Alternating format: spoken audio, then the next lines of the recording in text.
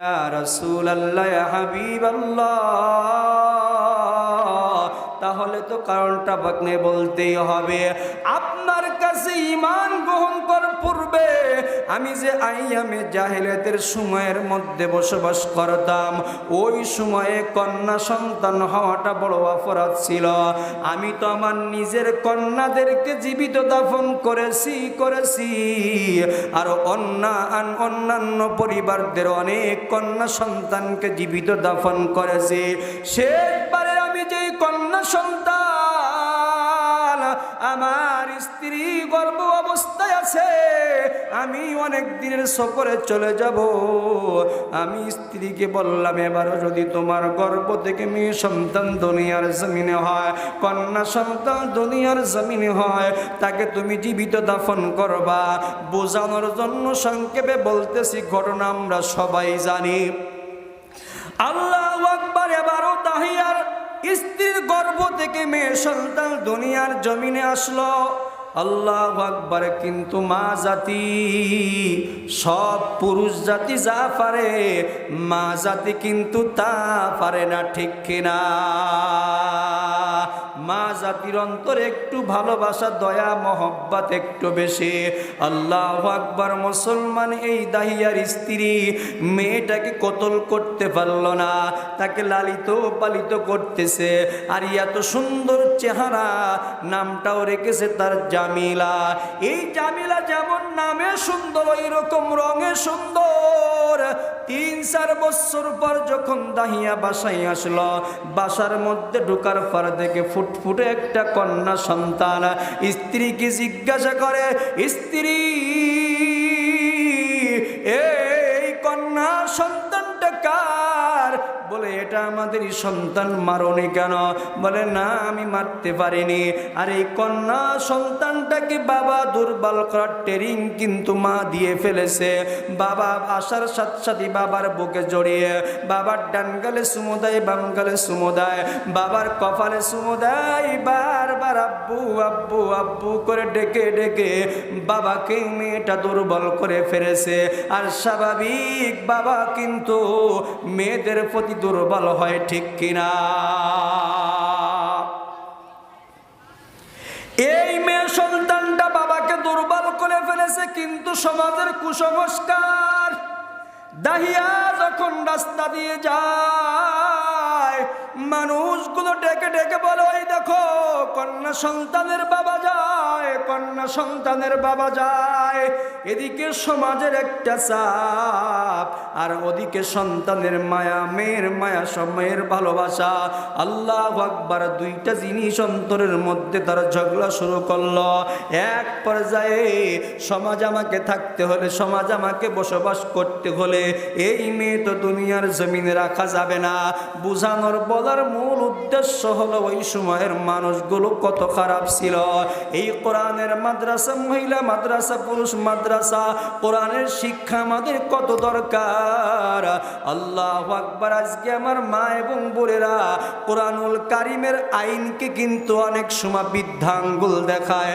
এমনকি বৃদ্ধাঙ্গুল দেখাইয়া কোরআনুল কারিমে যে পুরুষ এবং মহিলার মাঝখানে বন্টন করেছে, ওই বন্টন না মানিয়া সমান সমান বন্টনের মুসলমান প্রতিবাদী মিছিল মিটিং করে, ঠিক কিনা? কিন্তু কোরআন, ও মা এবং বোনেরা, ওই ডাস্টবিন থেকে তুলে নে তোমাদেরকে মর্যাদার শীর্ষ আসনে বসিয়েছে। আল্লাহু আকবার। পৃথিবীর কোন রাজা বাদশাহ, পৃথিবীর কোন ক্ষমতাশালী দল এই পৃথিবীর মা বোনদেরকে অত মর্যাদা দেয় নাই। ইসলাম যত, কোরআন যত মা বোনদেরকে মর্যাদা দিয়েছে, ঠিক কিনা? কারণ কি? ইসলাম নারীদেরকে মর্যাদা দিতে গিয়ে, কোরআন নারীদেরকে সম্মান দিতে গিয়ে আল্লাহু আকবার 3 পুরুষকে জান্নাতের সুসংবাদ দিয়েছে। কয় পুরুষ? বলেন সবাই, কয় পুরুষ? তিন পুরুষকে জান্নাতের সুসংবাদ দিয়েছে। ওই মহিলাদেরকে সম্মান দিতে গিয়ে এক নম্বর হলো দুনিয়ার জমিনে যখন কন্যা সন্তান জন্মগ্রহণ করবে, যদি আমরা কন্যা সন্তান হলে আমাদের কপালটা পুড়ে যায়, যদি আমাদের কন্যা সন্তান হলে মেয়েদেরকে আমরা গালিগালাজ করি, যদি আমরা কন্যা সন্তান হলে স্ত্রীকে বলে দে এবার যদি তোর পেটে পাটির বাচ্চা হয় তোরে 1 তালাক 2 তালাক 3 তালাক দেব, তোর যে হুজুর বিয়ে পড়াইছে ওই হুজুর পর্যন্ত তালাক দেব, ঠিক কিনা? তোর পেটে শুধু পাটির বাচ্চা হয়, এই ছেলে দেয় কে? ছেলে দেয় কে? মেয়ে দেয় কে? ছেলে মেয়ে দুইটা একসাথে দেয় কে? একসাথে 3টে যমজ দেয় কে? 2টা যমজ দেয় কে? 3টা যমজ হয় না? আরে 5টাও হয়। কুমিল্লায় 5টা হয়েছে। আর এই 3টে গত 13 তারিখে আমি বারৈহাটি মাদ্রাসায় মাহফিলে গেলাম। ওই মাদ্রাসার মুহতামিম সাহেবের ভাগ্নের স্ত্রীর 3টা সন্তান একসাথে হয়েছে। সুবহানাল্লাহ। তাহলে ছেলে দেয় কে? আওয়াজ হবে, ছেলে দেয় কে? মেয়ে দেয় কে? ছেলে মেয়ে একসাথে দেয় কে? আবার ছেলে মেয়ে কিছু না দিয়ে সন্তানহীন রাখে কে? তাহলে ছেলে এবং মেয়ে যদি আল্লাহকে দেয় তাহলে তুমি স্ত্রীর উপর কেন দোষ চাপাও? যদি তুমি এত বড় পুরুষ হও তাহলে 1 বছর স্ত্রীকে বলো তোর পেটে শুধু পাটির বাচ্চা হয়, মেয়ে হয়, এবছর আমি দায়িত্ব নিলাম আমার পেটে ছেলে বানাবো। কে? আপনি পুরুষ মানুষ, শক্তি বেশি, ওরা তালাক দিয়েছেন, দেন গা, আপনি 1 বছর দায়িত্ব নেন। কি ছেলে যদি আল্লাহ দেয় আপনি স্বীকার করেন তাহলে এখানে আপনার কোনো মত আছে নাকি? হ্যাঁ, কোনো তো ইয়ে নেই। আর যদি আপনি এতই পুরুষত্ব দেখান যে তোর পেটে পানির বাচ্চায় ওরা তোর তালাক দেবো, তা আমি বলে গেলাম আপনি 1 বছর দায়িত্ব নিয়ে আপনি একটা ছেলে বানাই দেন। কি আপনার পেটে দেন দায়িত্ব নিয়ে? আল্লাহ মানবেন না। আল্লাহু আকবার। মুসলমানের জন্য ভালো করে বুঝবেন, এই জায়গার মধ্যে কোরআন নারীদেরকে সম্মান দেশে কি দেয় নাই? এর আওয়াজকে বলেন দাইছে, দেয় না। আল্লাহু আকবার। প্রথম নম্বর, প্রথম পুরুষদেরকে জান্নাতের সুসংবাদ দিয়েছেন। তার মানে বাবাকে হুঁশিয়ারি করে দিয়েছেন, বাবা তোমার স্ত্রীর গর্ভ থেকে যদি কন্যা সন্তান জন্মগ্রহণ করে এই কন্যা সন্তানটাকে ভালো করে মানুষ করবা, কোরআনুল কারীমের শিক্ষায় শিক্ষিত করবা, সুশিক্ষায় শিক্ষিত করার পর যদি একটা সঠিক পাত্রে পাত্রস্থ করতে পারো তুমি বাবার জন্য জান্নাত। সুবহানাল্লাহ। তাহলে এই মেয়েটাকে ভালো করে দেখাশোনা করার জন্য ইসলাম বাবাকে হুঁশিয়ারি দিল, মেয়েটার সাথে ভালো ব্যবহার করবা, মেয়েটাকে সুশিক্ষায় শিক্ষিত করবা, সঠিক পাত্রে পাত্রস্থ করবা, তুমি বাবার জন্য জান্নাত। সুবহানাল্লাহ। তাহলে মেয়েদেরকে সম্মান দিতে গিয়ে প্রথম বাবাকে জান্নাতের সুসংবাদ দিয়েছে। এই মেয়েটা যখন বিবাহের পর চলে গেল শ্বশুর বাড়িতে, শ্বশুর বাড়িতে যাওয়ার পর এখন সে স্বামীর আদরে আছে। আল্লাহর নবী কয়, ইসলাম স্বামীকে হুঁশিয়ারি দিয়ে দেয়, স্বামী কিয়ামতের ময়দানে তোমার স্ত্রী যদি তোমার ব্যাপারে ভালো কয় তাহলে তুমি দুদুর জান্নাত কপালে আছে, আর তোমার স্ত্রী যদি তোমার ব্যাপারে ভালো না কয় তোমার কপালে জান্নাত জুটবে না, ঠিক কিনা? তার মানে এখানেও পুরুষকে জান্নাতের সুসংবাদ দিল, স্ত্রীর সাথে ভালো ব্যবহার করবা। এখানে মেয়ে লোকদেরকে আল্লাহ রাব্বুল আলামিন ইসলাম সম্মানিত করলো কি করলো না? তাহলে ছিল মেয়ে, এরপরে হলো বউ, বউ থেকে এখন হয়ে গেল মা। আল্লাহু আকবার। এবার মা যখন হয়ে গেল, এই মেয়ের সম্মান দিতে গিয়ে ইসলাম সন্তানকে হুঁশিয়ারি দেয়, ওয়াবিল ওয়ালিদাইনি ইহসানা ইম্মা ইয়াবলুগান্না ইনদাকাল কিবারা আহাদুহুমা আও কিলাহুমা ফালা তাকুল লাহুমা উফফি ওয়া কুল লাহুমা কাওলান কারীমা। কুরআন বলতে বলতেছি বাবা মায়ের সাথে ভালো ব্যবহার করবা, বাবা মায়ের সাথে কোনোভাবেই টু শব্দ করবা না, ওইটা তো আমার মূল আলোচনা না। আল্লাহু আকবার। ইসলাম সন্তানকে কয় রিজাল রব্বি ফি রিজাল ওয়ালিদাইন। আল্লাহকে কন্টাক্ট করতে চাও, জান্নাত কন্টাক্ট করতে চাও, বাবা আমাকে কন্টাক্ট করো। বাবা মা যদি কন্টাক্ট হয়ে যায় আল্লাহ কন্টাক্ট হয়ে যাবে, সুবহানাল্লাহ। বাবা মা যদি কন্টাক্ট হয়ে যায় জান্নাত কন্টাক্ট হয়ে যাবে। রিজাল রব্বি ফি রিজাল ওয়ালিদাইন, সাকাতুর রব্বি ফি সাকাতিল ওয়ালিদাইন। তার মানে ইসলাম নারীদেরকে সম্মান দিতে গিয়ে তিন পুরুষকে জান্নাতের সুসংবাদ দিল। একটা হলো বাবা, একটা হলো স্বামী, একটা হলো সন্তান। আচ্ছা আপনারাই বলুন তো দেখি, ইসলামে জায়গার মধ্যে নারীদেরকে ঠকাইল নাকি জিতাইল? এজন্য আমার মা এবং বোনেরা, ইসলামের শিক্ষা অবশ্যই দরকার, কোরআনের শিক্ষা অবশ্যই দরকার। আল্লাহু আকবার। মুসলমান দাইয়া এবার স্ত্রীকে বলে, স্ত্রী মেয়েটাকে গুছাইয়া দাও। সংক্ষেপে বলতেছি বুঝার জন্য। এবার মেয়েটাকে নিয়ে গেল। মেয়েটাকে নিয়ে যাবার পর যখন গর্ত করা শুরু করলো, সন্তান এসে বলে, মেয়ে এসে বলে, বাবা এখানে তুমি কি করতেছে, গর্ত করো কেন? বলে তুমি পরে টের পাবা। আবার মেয়েটা খেলা করতে চলে যায়, আবার দেখে যে বাবা কষ্ট করতেছে, বাবার বডির মধ্যে কপালের মধ্যে ঘাম জমে গেছে। মেয়েটা নিজের উন্না দিয়ে ঘামগুলো মুছে দেয়। নবীজির কাছে ঘটনা বলতেছে আর চোখের পানি দিয়ে ফেলতেছে, চোখের পানি ঝরঝর করে পড়তেছে। ইয়া রাসূলুল্লাহ, আমার মেয়েটা এত ভালোবাসা দেয়, তারপরেও আমরা এত খারাপ ছিলাম, এত কঠোর সময়ের মধ্যে আমাদের মন মানসিকতা ছিল, এত অসভ্য অভদ্র আমরা ছিলাম, মেয়ের এই ভালোবাসায় আমি দুর্বল হলাম না। আবার মেয়েটাকে সরিয়ে দিলাম, যাও তুমি পরে টের পাবা। আবার মেয়েটা দৌড়ে এসে, বাবা তোমার দাড়ির মধ্যে ময়লা দেখি, দাড়ি ময়লাগুলো ঝেড়ে দিয়ে, এবার ময়লাগুলো ঝেড়ে দেয়। ইয়া রাসূলুল্লাহ, ইয়া হাবিবাল্লাহ। তারপরেও আমি একটু দুর্বল হলাম না। এরপরে যখন গর্ত খুঁজা শেষ হয়ে গেল, মেয়েটাকে ডাক দিলাম, আয় মা দেখ না গর্তের ভিতরে কি। হুজুর, যখনই মেয়েটা গর্তের ভিতরে কি দেখার জন্য উপর দিল, আমি পাষাণ বাবা, আমি পাষাণ হৃদয়ের বাবা, মেয়েটাকে পিছন দিয়ে ধাক্কা দিয়ে গর্তের মধ্যে ফেলে দিলাম। চতুর্দিক থেকে মাটি দেওয়া শুরু করলাম।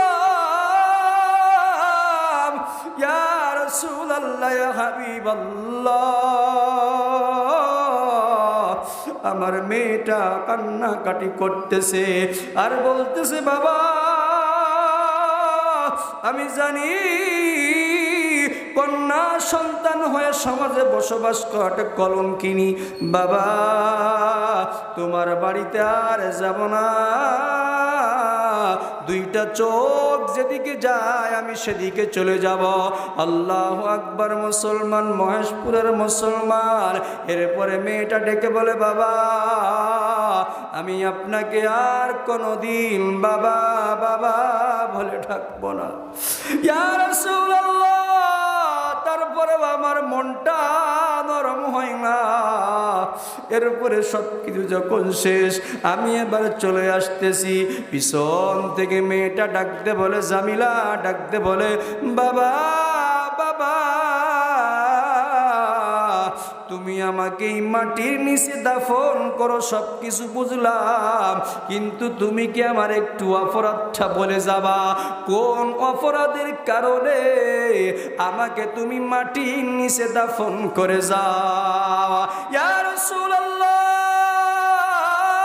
ইয়া হাবিবাল্লাহ,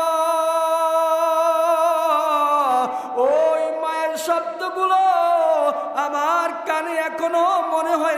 আসতেছে, আমার মেয়েটা আমাকে ডাকতেছে, আমি কত খারাপ ছিলাম।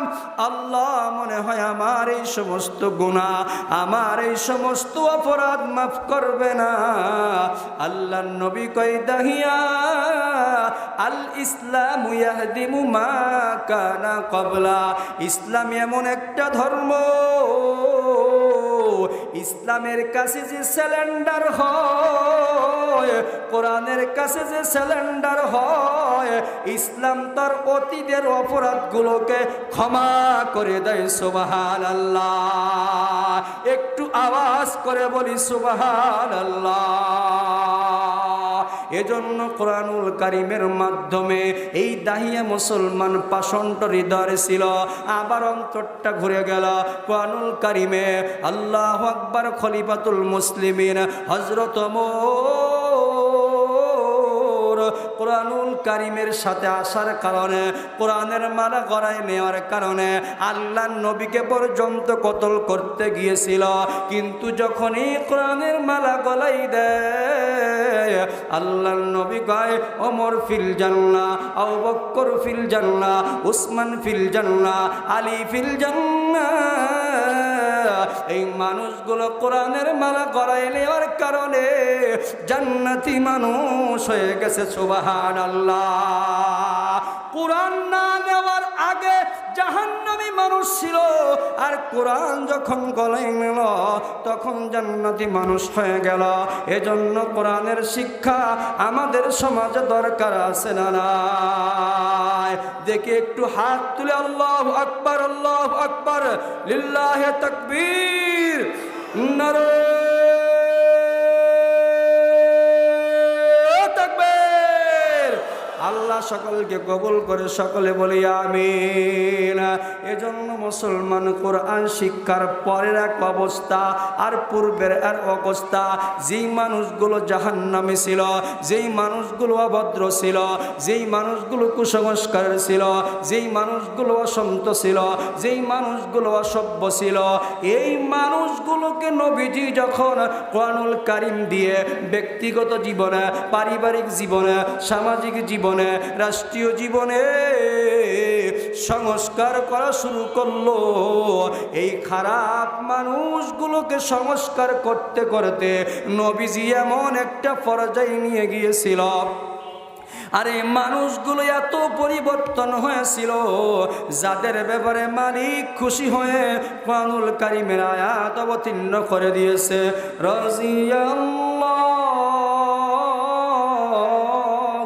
আনহুম ওয়া রাদু আন ওয়া আ'আদ্দা লাহুম জান্নাতিন তাজরি তাহতাহাল আনহার।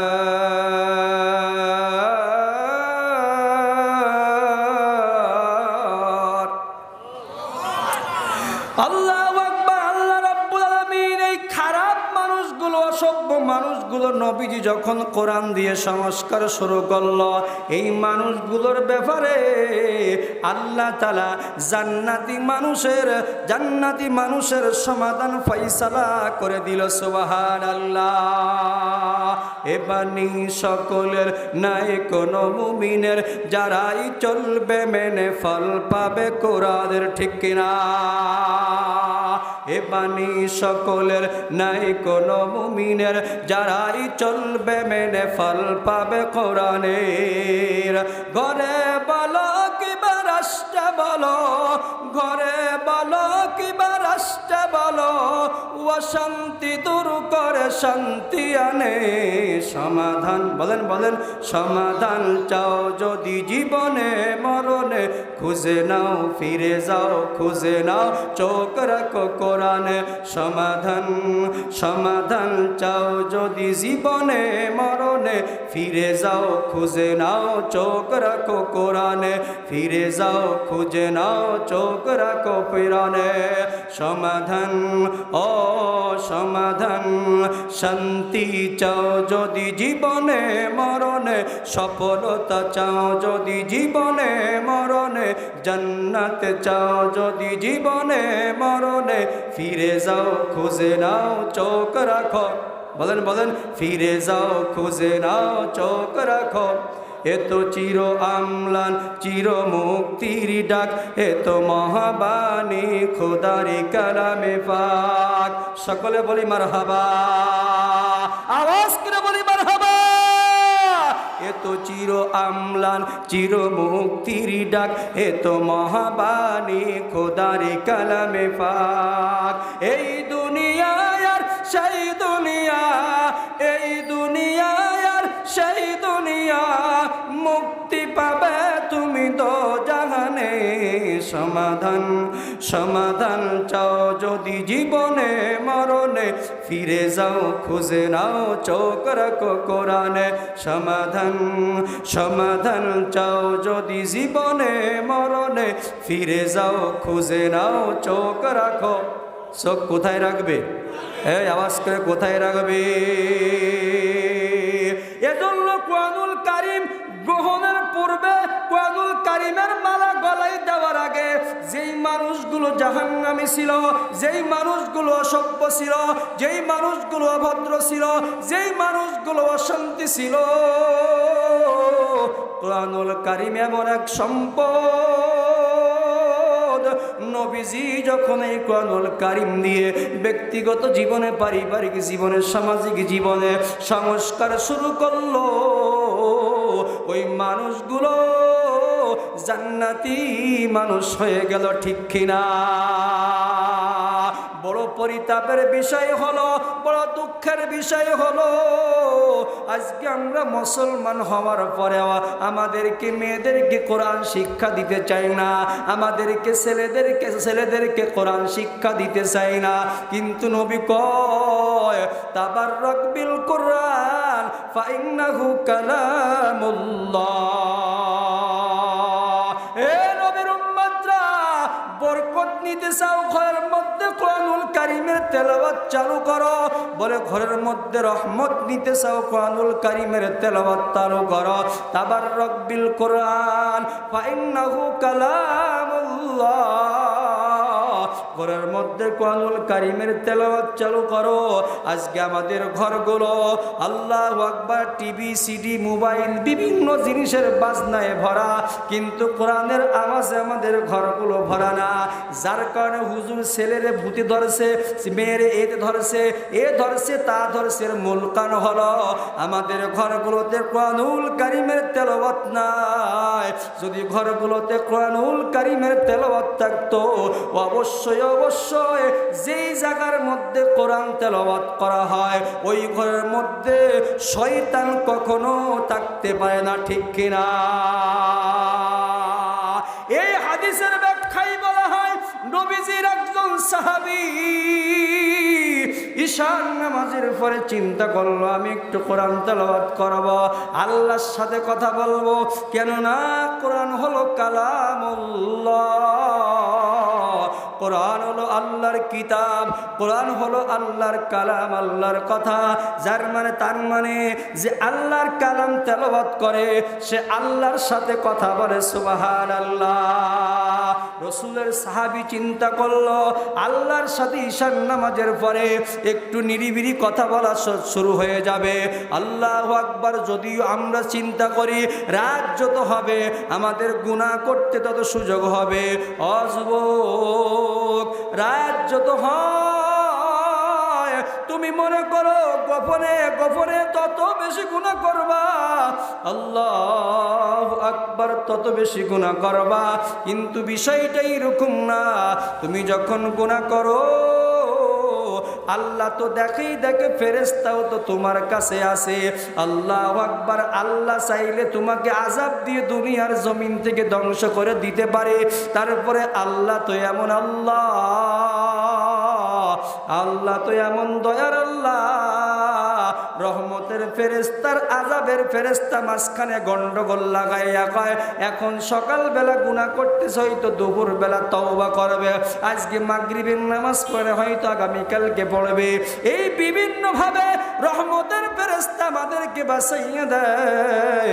কিন্তু গুনাহ এমন একটা জিনিস, হাদিসের কিতাবের মধ্যে আসছে, বান্দা বান্দি যখন জিনার কাজ করে, গুনার কাজ করে, তখন তাদের সাথে ঈমান নামক দৌলতটা থাকে না। তার মানে এমত অবস্থায় যদি কোনো বান্দা কোনো বান্দি দুনিয়ার জমিন থেকে মারা যায়, বেঈমান হয়ে মারা যাওয়ার সম্ভাবনা বেশি। এজন্য বড় সাবধান। আল্লাহ তো এমন দয়ার আল্লাহ, ওই আল্লাহকে তো আমরা চিনি না। আল্লাহকে চিনার ব্যাখ্যা দেওয়ার মতো সময় আমার হাতের মধ্যে না।